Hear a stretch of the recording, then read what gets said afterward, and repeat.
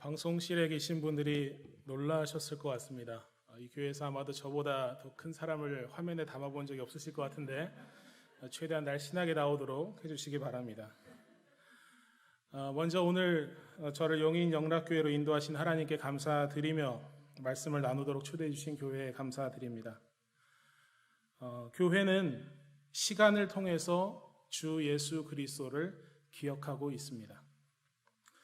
그래서 교회는 예수 그리스도의 생애 주기를 따라서 교회에서 사용하는 달력을 설계했습니다. 그리고 그것을 교회력이라고 합니다. 지난주 수요일은 제의 수요일이었고 그날로부터 우리는 사순절에 들어섰습니다. 우리는 큰 일을 앞두고 준비를 항상 합니다. 얼마 전에 지냈던 설날을 기억해 보시면은 설날 음식을 여러분들 준비하셨을 것입니다. 저는 담씨 집안에서 태어난 사람입니다. 종손은 아니지만 장손입니다. 그래서 저희 할아버지께서는 중국에서 오셨고 산동에서 오셨는데요. 저는 3대째 한국에서 살아가고 있는 화교입니다. 그래서 항상 어딜 가면 저 자신을 소개할 때 출신으로 보면 저는 중국 사람이고 태어난 곳으로 보면 저는 한국 사람이고 여권으로 보면은 저는 대만 사람입니다라고 소개를 합니다. 그게 제 정체성인 것 같습니다.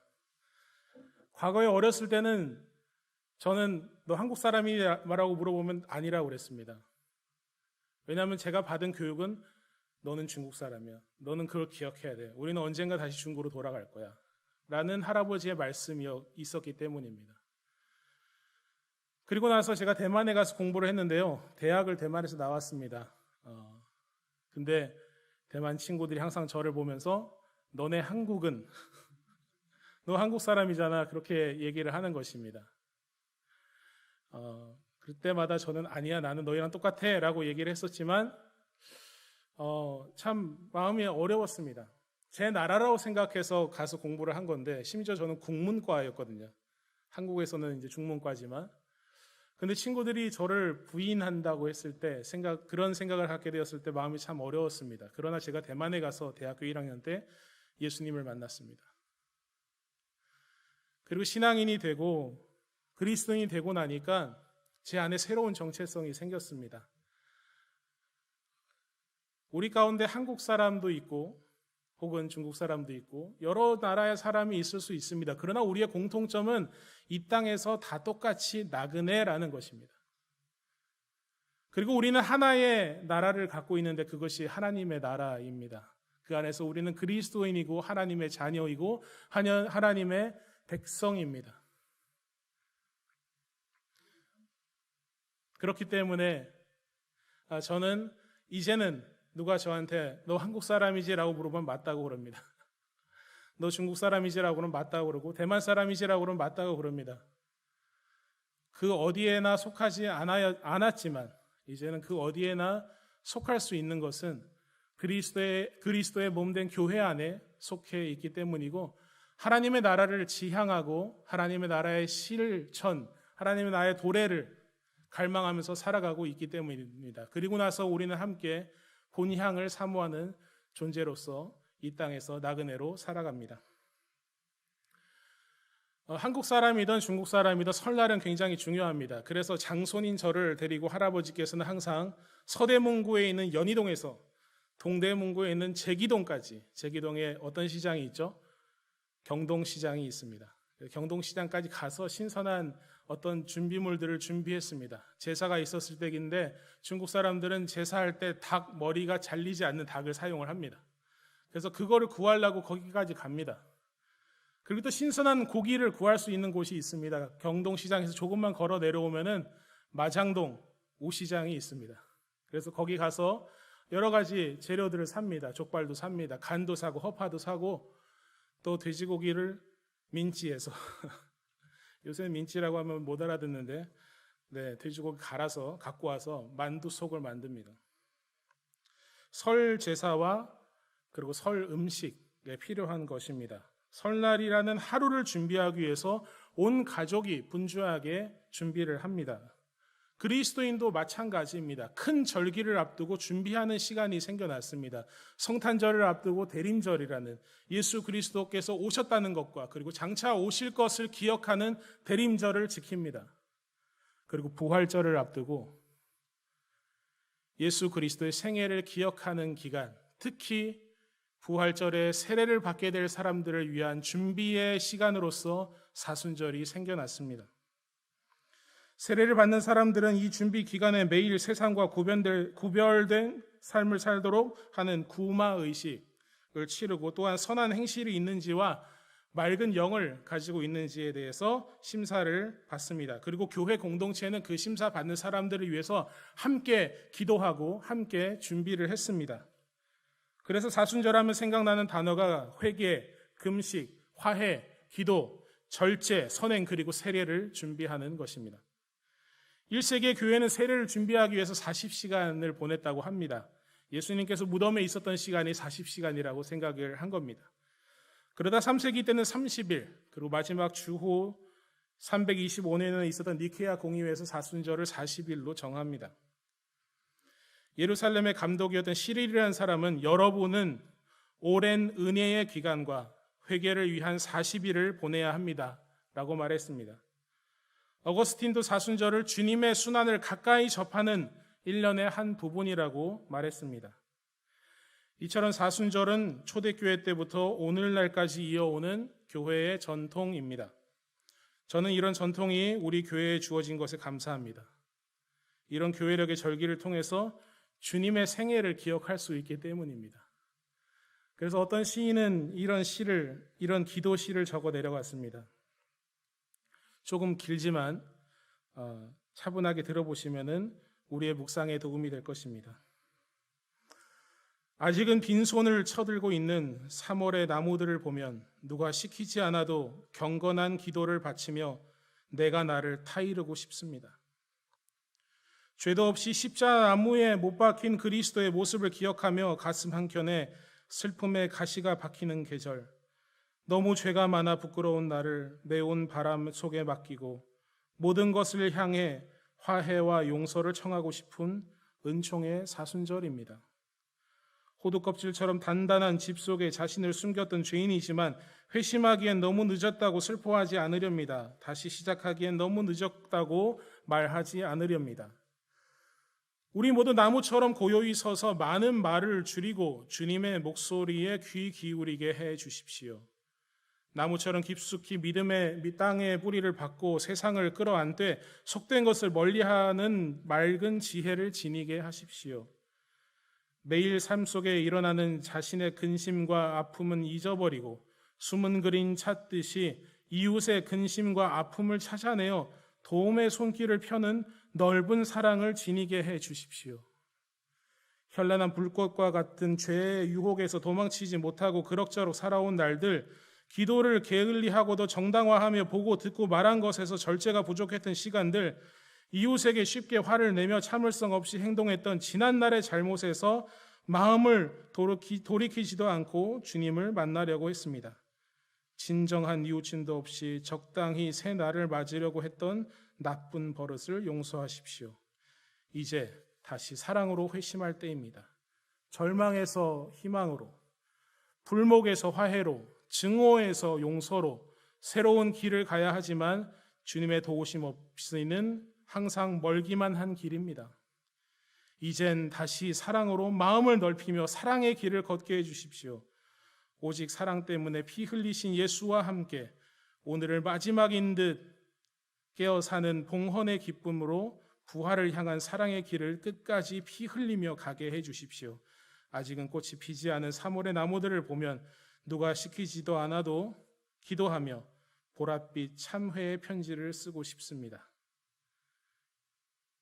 이제 다시 사랑으로 라는 이혜인 씨의 사순절의 기도라는 시입니다.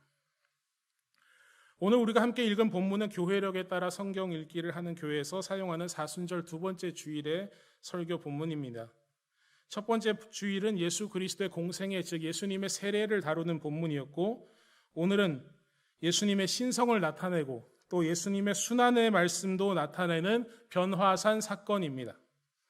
변화산 사건은 간단합니다. 예수님께서 변신하셨습니다. 전혀 다른 모습으로 보이셨고 그 모습은 영광스러운 모습이었습니다. 제자들은 그 모습을 보고 놀라서 어쩔 줄을 몰랐습니다. 그런데 예수님은 갑자기 원래 모습으로 돌아왔고 산으로 내려오면서 순환에 대한 이야기를 하십니다. 그리고 변신하신 이야기를 어디 가서 말하지 말라고 당부하는 걸로 오늘의 이야기는 마쳐집니다. 변화산 사건은 우선 예수님이 어떤 분인지 보여주는 사건입니다. 예수님은 영광스러운 분이십니다. 본문 2절부터 4절까지 한번 읽어볼까요? 같이 한번 읽도록 하겠습니다. 시작. 엿새 후에 예수께서 베드로와 야고보와 요한을 데리시고 따로 높은 산에 올라가셨더니 그들 앞에서 변형되사 그 옷이 광채가 나며 세상에서 빨래하는 자가 그렇게 희게 할 수 없을 만큼 매우 희어졌더라. 이에 엘리야가 모세와 함께 그들에게 나타나 예수와 더불어 말하거늘. 아멘. 세번역 성경으로 읽어드리겠습니다. 그리고 엿새 뒤에 예수께서 베드로와 야고보와 요한만을 데리고 따로 높은 산으로 가셨다. 그런데 그들이 보는 앞에서 그의 모습이 변하였다. 그 옷은 세상의 어떤 빨래꾼이라도 그렇게 희게 할 수 없을 만큼 새하얗게 빛났다. 그리고 엘리야가 모세와 함께 그들에게 나타나더니 예수와 말을 주고받았다. 제자들은 예수님과 함께 산에 올랐습니다. 누가복음 9장에 있는 말씀을 보니까 산에 기도하러 올라갔다고 합니다. 그리고 예수님께서는 기도하실 때에 변신하셨습니다. 용모가 변화되었습니다. 그리고 두 사람이 나타나서 예수님과 대화를 나누는데 그 두 사람은 엘리야와 모세였습니다. 그리고 대화하는 내용이 예수님께서 예루살렘에서 죽음을 당할 것을 말하는 내용이었습니다. 그리고 제자들은 누가복음에 의하면 뭐하고 있었습니까? 자고 있었습니다. 기도할 때 자는 전통은 제자대로부터 이어지는 것 같습니다. 그런데 빛이 너무 강해서 그랬을까요? 잠에서 깨어나고 변모하신 예수님을 봤습니다. 제자들이. 사실 과거에 이런 일이 없진 않았습니다. 모세가 시내산에서 십계명을 받고 내려올 때에 얼굴에 빛이 나서 수건으로 가렸어야 됐죠. 그런데 그런 차원은 다릅니다. 예수님은 변형, 즉 다른 모습으로 보여진 것입니다. 영광이 나타나는데 그 영광을 어떻게 서술해야 할지 몰라서 옷이 희고 빛났다고 서술을 했습니다.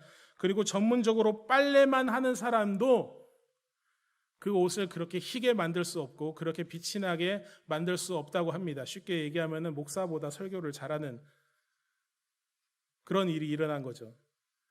그 옷도 사실 그렇지 않습니까? 빨래방에 갔다 오면은 왜 그렇게 깨끗하게 되는지, 그리고 왜 집에서는 그렇게 안 되는지 모르겠는데 전문적으로 하는 사람들보다도 훨씬 더 잘 되게, 누구도 그렇게 할 수 없는 그 정도의 힘 그리고 빛이 났다고 합니다.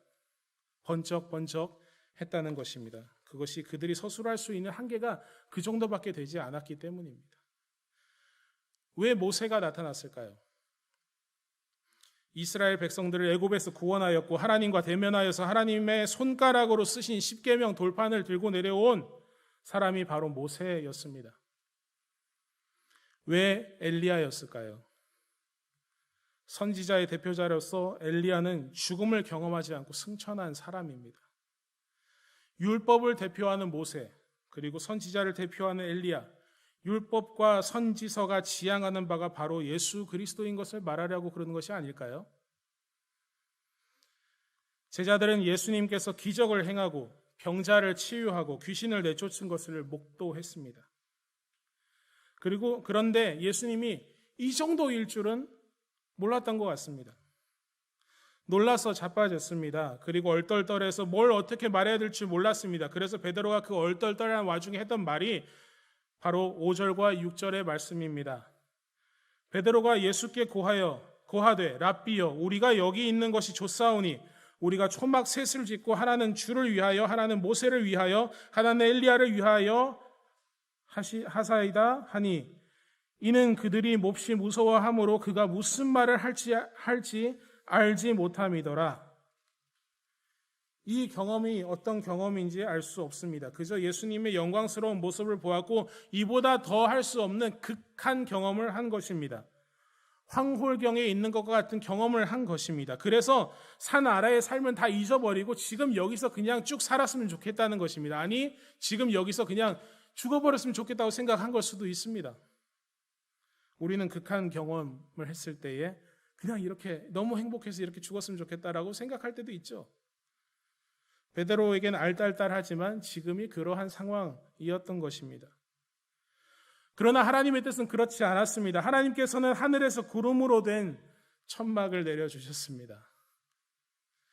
하나님의 임재를 나타내셨습니다. 그리고 전에 예수님만 들었던 그 음성을 이제는 제자들에게도 들려줍니다. 7절입니다. 마침 구름이 와서 그들을 덮으며 구름 속에 소리가 나되 이는 내 사랑하는 아들이니 너희는 그의 말을 들으라 하신지라. 예수님께서 세례 받았을 때는 이 음성은 예수님께만 들렸던 음성입니다. 그러나 이 음성이, 하나님의 음성이 제자들에게도 들려졌습니다. 베드로와 제자들은 아마도 이 말씀을 듣고 모세가 했던 말이 기억났을 수도 있습니다. 바로 신명기 18장 15절에 있는 말씀입니다. 내 하나님 여호와께서 너희 가운데 내 형제 중에서 너를 위하여 나와 같은 선지자 하나를 일으키시리니 너희는 그의 말을 들을지어다 라는 말입니다. 즉 예수님은 모세와 같은 선지자라는 것입니다. 애굽에서 백성을 구원했듯이 우리를 구원하실 분이라는 것을 깨달았을 수도 있는 것입니다. 다시 돌이켜서 엘리야를 본 제자들은 아마도 말라기의 말씀을 기억했을 수도 있습니다. 말라기 4장 5절 6절에 보라 여호와의 크고 두려운 날이 이르기 전에 내가 선지자 엘리야를 너희에게 보내리니 그가 아버지의 마음을 자녀에게로 돌이키게 하고 자녀들의 마음을 그들의 아버지에게로 돌이키게 하리라. 돌이키지 아니하면 두렵건대 내가 와서 저주로 그 땅을 칠까 하노라 하시니라. 즉 크고 두려운 날, 종말의 날이 올 것을 생각했을 수도 있습니다. 그래서 베드로는 그냥 그곳에서 이 황홀한 가운데 죽고 싶었을 수도 있습니다.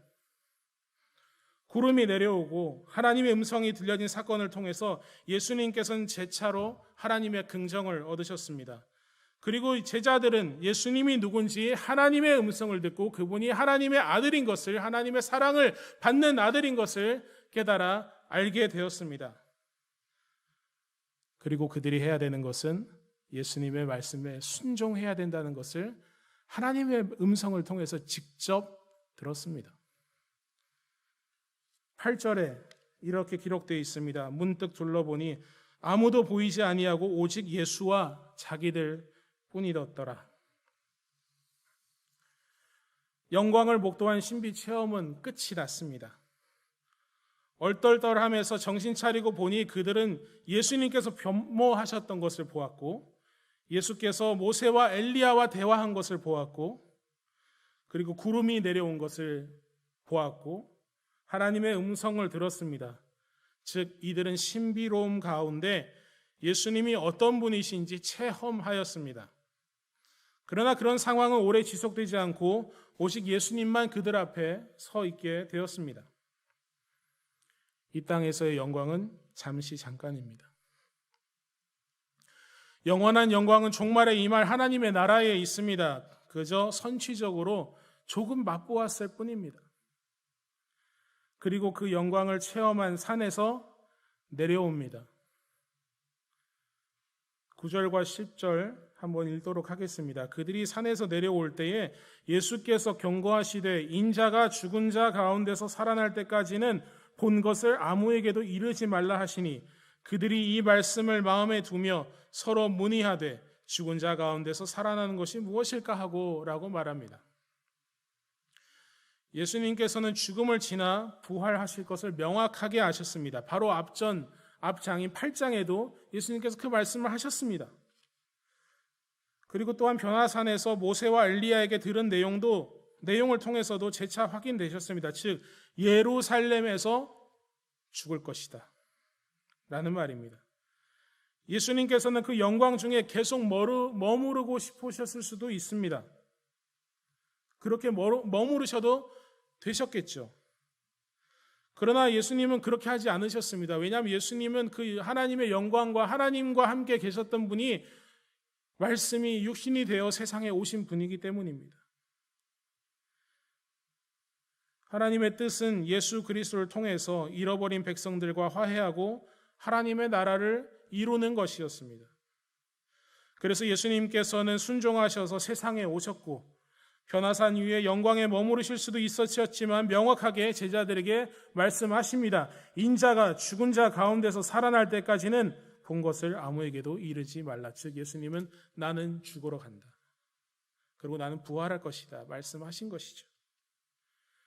베드로에게는 어떤 사건이었습니까? 변화산 사건은 인생의 끝이 되어도 너무 좋은 사건이었습니다. 그냥 거기서 텐트 치고 살고 싶었습니다. 그러나 예수님께서는 영광 속에서 고난을 보셨습니다. 그리고 그 고난을 통해서 임할 더 큰 영광, 영원한 영광을 보셨습니다. 궁극적인 영광을 보셨습니다. 그래서 영광의 산에서 내려와서 고난의 골짜기를 향해 걸어가십니다. 그리고 죽음의 무덤에 묻히시고 그 가장 낮은 곳에서 무덤을 박차고 일어나 영광스러운 산보다 더 높은 하나님의 나라 그 영광 속으로, 영원한 영광 속으로, 궁극스러운 영광 속으로 들어가셨습니다. 그리고 장차 다시 오실 것입니다. 아니, 조금 더 생생하게 말해볼까요? 지금도 오고 계십니다. 그렇게 변화산 사건은 십자가를 향해 있는 사건이라고 볼 수 있습니다. 마지막으로 변화산에서의 거룩한 변모 사건은 일상의 순종을 요구합니다. 7절에 마침 구름이 와서 그들을 덮으며 구름 속에서 소리가 나되 이는 내 사랑하는 아들이니 너희는 그의 말을 들으라 하는지라. 이 말씀은 제자들 뿐만이 아니라 지금 오늘 우리에게도 주어지는 하나님의 말씀입니다. 그리고 그 길은 인자가 죽은 자 가운데서 살아나는 일을 향해 있습니다. 예수님은 하나님의 나라를 선포하시고 그 하나님의 나라의 실현을 기적을 행하는 것과 병자를 고치는 것과 귀신을 내쫓는 것으로 실현하셨고 보여주셨고 맛보게 하셨습니다. 그런데 그런 분은 골고다 언덕에 오르셔서 그 하나님 나라의 보편적인 가능성을 세상을 향해 열어주셨습니다. 예수 그리스도를 본받는 삶은 예수 그리스도의 생애를 본받는 삶입니다. 다른 말로 하면 바로 순종의 삶입니다. 우리는 하나님의 말씀에 순종하고 있는지요? 우리는 우리의 일상 가운데서 우리가 체험한 하나님의 영광이 참되고 거룩한 것이고 참으로 하나님의 영광인 것을 나타내고 살고 있는지요? 교회에서의 삶과 일상의 모습이 동일한지요? 우리는 교회에서 무엇을 합니까? 하나님께서 만드신 피조물로서 하나님께서 우리에게 먼저 주신 은혜에 대한 반응으로 감격하며 하나님께 예배 드립니다. 그리고 하나님의 영광을 송축하고 경배합니다. 우리는 교회라는 변화산에서 하나님의 영광을 봅니다. 그리고 그 안에서 기뻐하고 또한 이곳에 있는 것이 너무나도 좋습니다.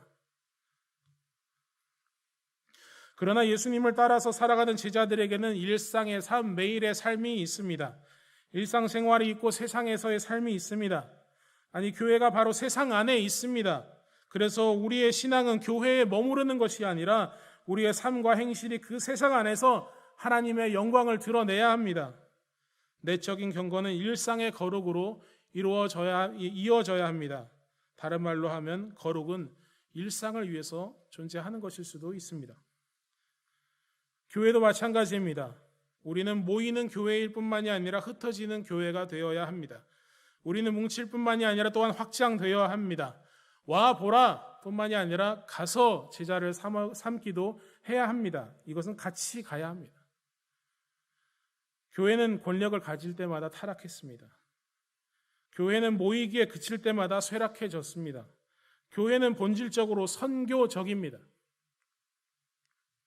생명력이 있는 씨앗이 싹을 트지 않으면 썩어 죽습니다. 교회는 그 안에 있는 무한한 생명을 밖으로 향해 뻗어야 살 수 있는 공동체입니다. 그리고 그래야 아름다운 식물을 형성하고 또 새로운 식물들을 이렇게 생육하게 만들 수가 있습니다. 그 과정 중에서 중요한 것이 무엇입니까? 바로 하나님의 말씀을 받고 그 말씀을 품고 그 말씀을 깨닫고 그 말씀을 실천하는 순종에 있습니다.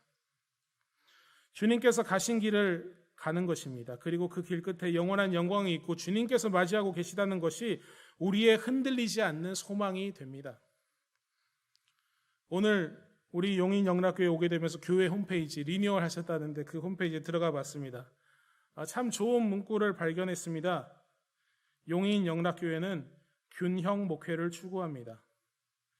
전인 목회를 실현하기 위해 교회 생활과 사회생활 그리고 가정생활의 균형을 잡아주며 성령의 열매 즉 인격과 은사 즉 사역이 조화된 삶을 추구하고 복음 전도와 사회 봉사의 책임이 균형 있게 강조되며 예루살렘 즉 국내 선교와 땅끝 즉 해외 선교를 동시에 실천하는 선교적 교회입니다. 용인 영락교회는 바로 그런 선교적 교회입니다. 교회의 본질이 선교임을 알고 선교적 지향을 가지 뭉칠 뿐만이 아니라 흩어질 줄도 아는 교회인 것입니다. 지역사회에서 전도뿐만이 아니라 해외 선교도 동참하는 교회입니다. 그리고 오늘 제가 여기서 말씀을 전할 수 있는 이유는 바로 용인 영락교회가 또한 이 땅에 찾아온 나그네들을 향해서 복음의 손길을 뻗고 있기 때문입니다. 저는 중고등학교 후배이자 장신대 신학대학원의 동기인 목사와 함께 신촌에서 중화권 유학생들을 만나고 있습니다. 카페 언더우드, 우리나라에 온 첫 선교사죠. 제가 언더우드가 첫 선교사라고 그러니까 감리교 목사님이 아펜젤라가 첫 선교사라고 그러는데 저는 언더우드가 첫 선교사인 것을 믿습니다. 카페 언더우드를 운영하면서 선교단체와 지역교회와 협력을 하고 있습니다. 대학생 선교단체가 카페에 와서 성경 공부를 하고 그리고 회의를 하고 모임을 갖고 체프를 진행하고 있고 또한 주일에는 현재 세 교회가 시간대를 나눠서 저희 카페에서 예배를 드리고 모임을 갖고 있습니다. 이것이 가능한 이유는 하나님께서 인도하셨기 때문이고 또한 신촌 지역의 청년들을 위한 한 집사님의 헌신이 있었기 때문입니다. 그리고 그분의 헌신과 두 목사의 헌신이 만나서 현재 카페 언더우드가 운영되고 있습니다. 그리고 저와 후배 목사는 함께 오이코스 미니스트리라는 이름으로 중화권 유학생들을 만나고 있습니다. 작년 초에 저희가 사역을 시작을 했는데요. 사역을 시작하자! 이렇게 했을 때 코로나가 터졌습니다. 그래서 뭘 해야 될지 너무 몰랐습니다. 그러던 차에 카페랑 연결이 되었는데요. 그때 마침 중국에 있는 한 교회와 가정교회와 연결이 돼서 그 교회에서 마스크가 부족한 저희들을 위해서 마스크 3,000장을 보내왔습니다. 그래서 그 마스크를 재포장해서 그때 당시는 국내에 있는 외국인들한테는 마스크를 살 기회가 없었습니다. 그래서 외국인 유학생들에게 마스크를 나눠주면서 그렇게 첫 사역을 시작을 했습니다. 그리고 관계를 형성하고 그리고 복음을 전하려고 했던 것이죠. 그런 사역을 감당을 했습니다.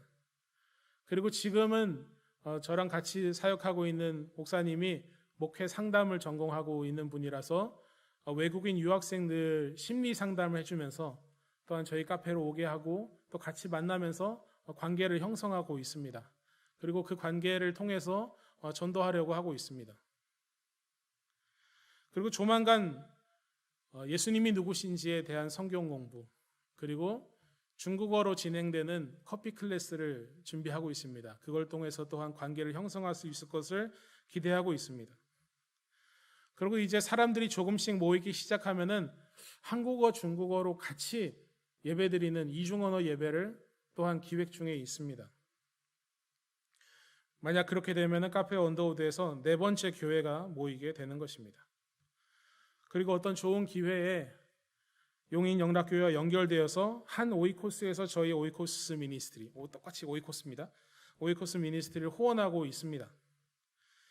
이 땅에 찾아온 나그네된 유학생들을 함께 섬기는 일을 감당하고 있는 것입니다. 과거의 선교는 해외로 나가야만 할 수 있었습니다. 그런데 제가 듣기로는 용인영락교회도 해외 선교를 많이 감당한 것으로 하고 있는 것으로 알고 있는데 지금은 해외를 나갈 수 있는 상황이 되지 않습니다. 그런데 해외가 국내로 들어와 버렸습니다. 유학생들이 있고 노동자들이 있고 그런 사람들을 우리가 너무 쉽게 주변에서 만날 수가 있습니다. 저희가 어렸을 때는요, 연희동에 살면서 명동까지 저는 소학교를 나왔어요. 소학교를 이제 다녔습니다. 근데 버스에서 저랑 제 여동생이 같이 중국어로 말을 하면은 알아듣는 사람이 없었습니다. 근데 어느샌가 길에서 중국어 하는 것이 무서워졌을 때가 있습니다. 너무 알아듣는 사람들이 많아진 최근의 현실입니다. 중국 사람들이 너무 많습니다. 해외에서 들어온 근로자들이 너무 많습니다.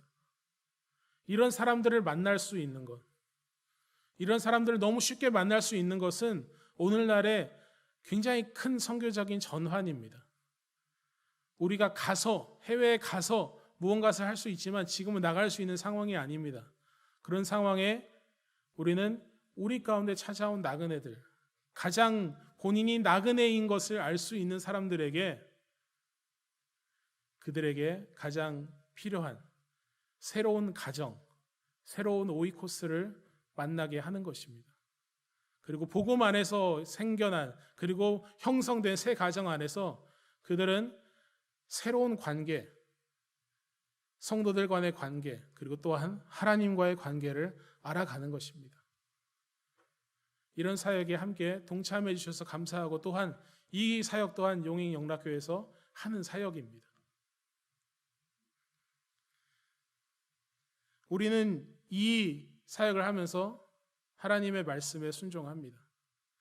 와서 보라라는 말씀과 함께 또한 가서 제자 삼으라라는 말씀을 같이 실천하고 순종하고 있는 것입니다.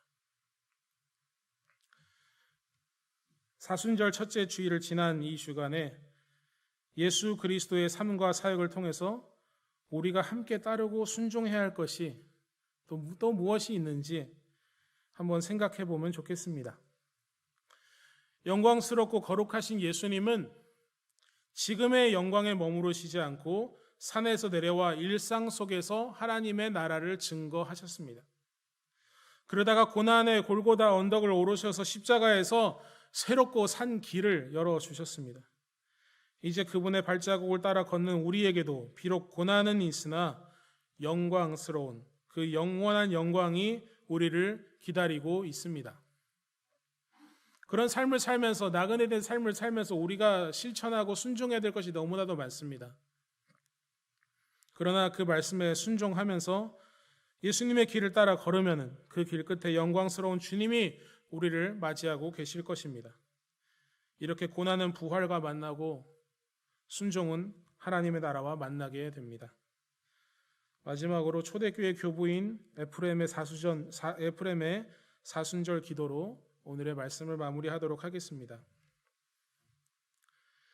주님, 우리 생명의 주관자시여, 우리 안에 있는 게으름과 권력욕과 헛된 말들을 가져가시옵소서. 대신 주님의 종들에게 정결함과 겸손함, 인내와 사랑을 주시옵소서. 오 주님, 우리의 왕이시여, 우리의 잘못들을 볼 수 있게 하셔서 형제를 판단하지 않게 하옵소서. 주님께서는 세세토록 복되시나이다. 예수 그리스도의 이름으로 기도합니다.